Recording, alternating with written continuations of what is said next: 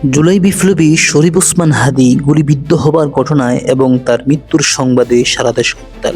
একদিকে তার জন্য দোয়া করছে সারা দেশের মানুষ, আর কিছু মানুষ প্রশ্ন তুলছে ওসমান হাদীর স্ত্রী কোথায়, তাকে কেন দেখা যাচ্ছে না। বিশেষ করে তার সমালোচনাকারীরা বলছে সব জায়গায় কেন ফাতেহা তাসনিম জুমা দৌড়াদৌড়ি করছে, হাদীর স্ত্রী কেন সামনে আসছে না। খোঁজ নিয়ে জানা যায় ওসমান হাদীর স্ত্রী অত্যন্ত পর্দাশীল একজন নারী। তিনি যে কোনো অবস্থায় তার পর্দা নষ্ট করবেন না, যার কারণে তিনি কখনো ক্যামেরার সামনে আসেনি।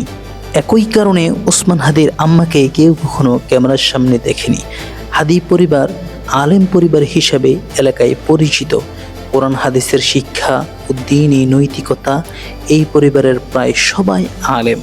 হাদীর গ্রামের বাড়ি ঝালকাঠি জেলার নলছিটি উপজেলা খাসমহল এলাকায়। তার বাবা ছিলেন মাদ্রাসার শিক্ষক মাওলানা আব্দুল হাদী। 3 ভাই ও 3 বোনের মধ্যে ওসমান হাদী সবার ছোট। তিনি বরিশালের রহমতপুরে বিয়ে করেন।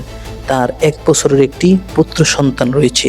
হাদীর স্ত্রী যখন অন্তঃসত্ত্বা, তখনই হাদী কোনো অভ্যুত্থানে ঝাঁপিয়ে পড়েন। অথচ নতুন বাংলাদেশে হাদীকে গুলিবিদ্ধ হয়ে জীবন দিতে হলো।